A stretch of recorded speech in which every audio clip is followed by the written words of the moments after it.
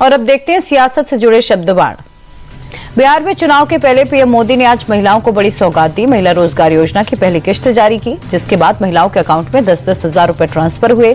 इस दौरान पीएम मोदी ने महिलाओं से संवाद करते हुए आरजेडी पर हमला बोला और कहा कि आरजेडी के कार्यकाल में अराजकता और भ्रष्टाचार सबसे ज्यादा महिलाओं ने झेला।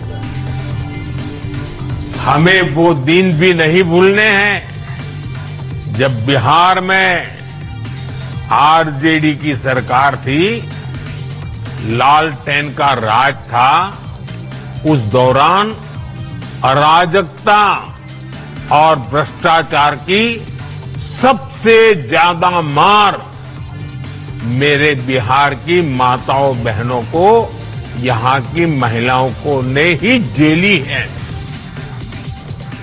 वो दिन जब बिहार की बड़ी बड़ी सड़कें टूटी फूटी होती थी, पुल पुलिया का नाम नहीं था, तब उससे सबसे ज्यादा तकलीफ किसको होती थी?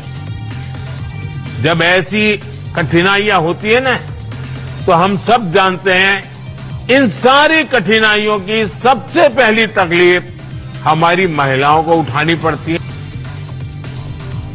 बिहार में महिलाओं को मिली सौगात पर तेजस्वी यादव ने तंज कसा और कहा कि हमारे माई बहन योजना के दबाव में आकर बीजेपी को ऐसा कदम उठाना पड़ा। हालांकि इस दौरान साथ में उन्होंने भविष्यवाणी करते हुए कहा कि चुनाव से पहले 1-2 किश्त जारी करने के बाद ये लोग बाद में बिहार से इसकी वसूली करेंगे।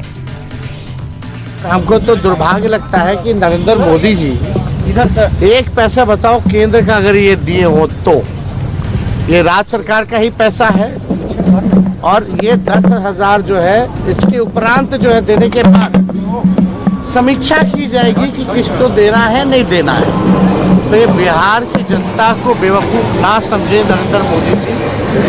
इन्होंने एक पैसा केंद्र का इसमें नहीं दिया है और दबाव में मुख्यमंत्री और एनडीए सरकार को नकल करके माई बहन मान योजना का उस दबाव में एक ट्रांजैक्शन तो कर देंगे, 2 कर देंगे, चुनाव तक जितना हो सकता है पहले कर देंगे, लेकिन चुनाव के बाद ये जो दे रहे हैं 10,000 रुपए, ये उधार रूप है, ये वसूलने का काम करेंगे। महिलाओं से संवाद कार्यक्रम में सीएम नीतीश ने भी आरजेडी पर हमला बोला और कहा कि बिहार में आज जो कुछ भी हो रहा वो मोदी और नीतीश की जोड़ी ने किया है और पिछली यानी कि आरजेडी ने सिर्फ अपने परिवार के अलावा किसी के लिए कुछ नहीं किया। तो सब महिला के लोगों को आगे बढ़ना है। अब पहले वाला जो सरकार था वो कोई है महिला का? कोई नहीं महिला किया है। खाली जानते हैं खुद हट गया था, 7 साल के बाद उसको हटा दिया गया था, तो अपनी पत्नी को बना दिया था मुख्यमंत्री। तो ये सब कोई सरकार में कोई और को बनाता था, कोई को मतलब था, उसको परिवार से मतलब था। हम लोग कोई अपने परिवार में नहीं देखते हैं, सारे बिहार के लिए काम हम लोग करते हैं। तो इसलिए महिलाओं के लिए अब आपको प्रधानमंत्री जी भी आपके मदद में कर रहे हैं, तो बहुत होगा, तो एकदम बुलंद रहिएगा अब आप लोग। कांग्रेस महासचिव और सांसद प्रियंका गांधी ने भी बिहार का आज दौरा किया। इस दौरान उन्होंने मोतिहारी में सभा को संबोधित करते हुए पहले महिला रोजगार योजना पर तंज कसा, फिर बिहार में कांग्रेस के राज में हुए कार्यों का जिक्र करते हुए नीतीश सरकार में पलायन के मुद्दे को उठाते हुए जमकर हमला बोला। जब कांग्रेस का राज था बिहार में तो कितने बड़े बड़े संस्थान बने, कितने बड़े बांध बने, कितनी सड़कें बनी। ये समाज एक शिक्षित समाज था। आईएएस, आईएफएस में यहां से सब लोग जाते थे। आज क्या परिस्थितियां हैं? आज परिस्थितियां ये हैं कि यहां रोजगार नहीं मिलता। भाइयों और बहनों, मैं देश भर में घूमती हूं। हिमाचल प्रदेश में मेरा घर बन रहा था, मजदूर कहां के थे? मजदूर कहां के थे बताओ?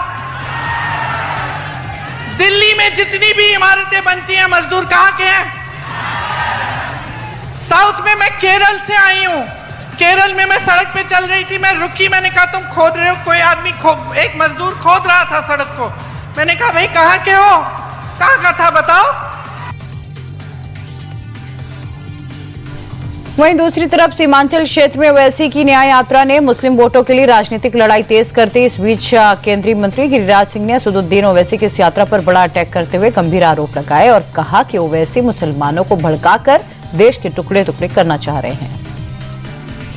वो मुस्लिम के नेता हैं, मुसलमानों को भड़कावे ओवैसी और कांग्रेस, ये लोग गृह युद्ध कराना चाहते हैं और कुछ नहीं कराना चाहते हैं। ये फिर से गजवाए हिंद बनाना चाहते हैं, देश को टुकड़े टुकड़े करना चाहते हैं, 1947 लाना चाहते हैं। ये होने वाला नहीं है। एक बार हमारे पूर्वजों से गलती हो गई।